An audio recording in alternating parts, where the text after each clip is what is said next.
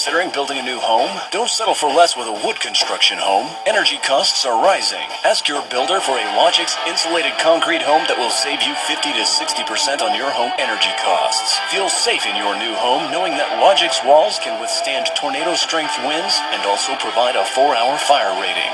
Logix is locally manufactured and proud to be a part of the Carl Hall Extreme Makeover Home. Call Rude Concrete at 788-5000 or visit us online at logixicf.com. A lot can happen in a second, including making the wrong choice. I only had a couple. I mean, what were you thinking? I don't know. Deciding to drink and drive can turn a second into a lifetime of problems, like jail time, lost job opportunities, court fees, or much worse. I thought I was fine. In Kansas, you drink, you drive, you lose.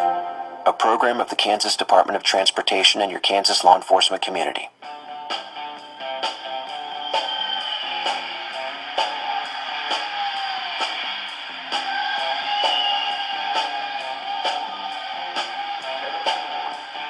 Bottom third of the Wingnuts lineup here in the top of the seventh. They trail Grand Prairie 3-1. The Wingnuts looking to extend their winning streak to 11 games, but it will take a late-inning comeback.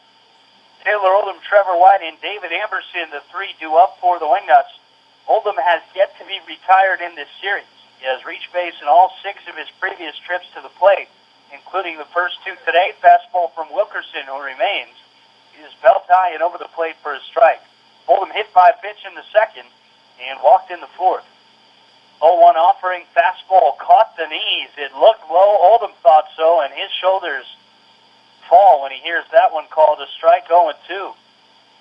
Pascucci yesterday had a little bit of a high strike zone, would not give the strike at the knees, but Sheets has a very low strike zone. He has given that call on the knees consistently all day for both squads, and the high zone not exactly there.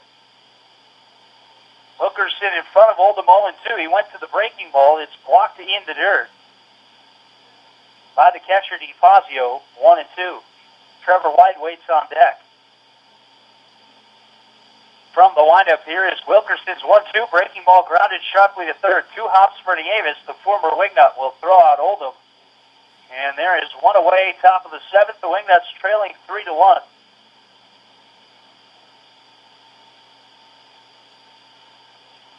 So Oldham heads back to the dugout for the first time in this series after his at-bat. Trevor White comes to the plate, left-handed hitting first baseman.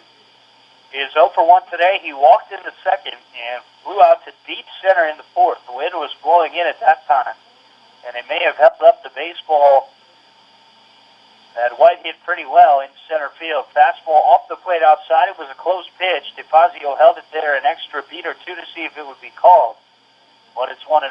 White taps home plate, swings the bat in circular fashion, and awaits the pitch. There it is, swing and a miss. High fastball, and it's even 1-1. Now, everybody else around the league has pretty much gone final. We will have those scores for you in the postgame show. We've already told you, however, that Laredo got a victory tonight, so the Wingnuts trying not to give them a game in the South Division by winning tonight. This one tap foul up and under DeFazio, the catcher. It's now 1-2. I believe the downpour chased away all of the rodent-sized grasshoppers from Quick Trip Park tonight, which is great for everybody. Not sure if anyone's a huge fan of them. So I think everybody is happy about that, no matter what colors you're wearing. Grand Prairies or Wichita. Haven't seen one today, happy to report. And all of the critters had left the broadcast booth upon my arrival. Wilkerson leaning in. Now he wants DeFazio to cycle back through the signs. And White will take that opportunity to dry his batting gloves, clap his hands together. Now he's back in there. Feet shoulder width, left-handed box. White leans back, rests the bat on his shoulder, now brings it up into hitting position. Fastball missed upstairs off the outside corner, and it's even 2-2. There is a pitcher throwing in the Wingnuts bullpen, I believe, and it is Mike Zuzalik, who will match Daniel Bennett with his 26th appearance of this year for the lead on the team. 2-2 to White. Breaking ball popped foul over the Wingnuts dugout, third base side and out of Quick Trip Park. There's a sports bar and grill along the left field line. I should say it's behind the left field line, behind the foul pole and into the power alley and left. A lot of the fans will hang out there before, during, and especially after the ball game. 2-2. Fastball skied down the left field line. It is drifting foul into the Wingnuts bullpen. And on to play 2-2. This field has recovered nicely. The only signs that there was a downpour and a 70-minute rain delay is the intermixing of sand and quick dry on the hill and behind home plate, and then some muddy areas off of the cutout circle behind home plate in the turf that is rarely used. 2-2 pitch. Wilkerson threw a breaking ball down low. White able to get just the smallest piece of the baseball and tap it foul.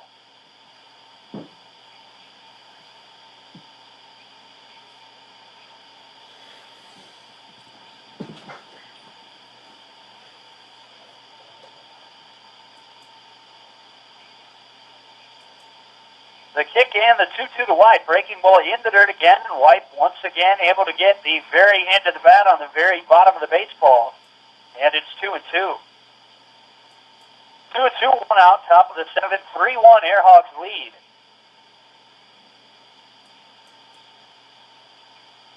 White taps home plate, knees bent, left side of the box. He looks out at Wilkerson. The right-hander fastball rises up and out of the zone, and now it's full. And just as I talked about it, I had to say it. A grasshopper has flown in and landed on my book. The book I am using to score the game now has a grasshopper staring right at me. I'm not going to lose this stare down. Unbelievable. Payoff pitch from Wilkerson to White. Not sure that's my main concern right now, although this one is not rodent size. You'll be happy to know. Payoff to White. He swung right through a high fastball.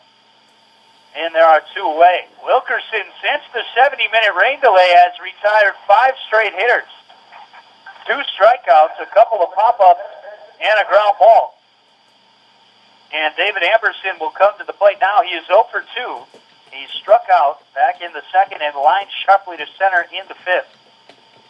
DeFazio signaling to his fielders how many outs there are. I cannot believe that this has happened 2 nights in a row. You say the GR in Grasshoppers, and one shows up right in front of you. Now he's making my way across my rosters in front of me. Fastball on the outside corner, strike 1.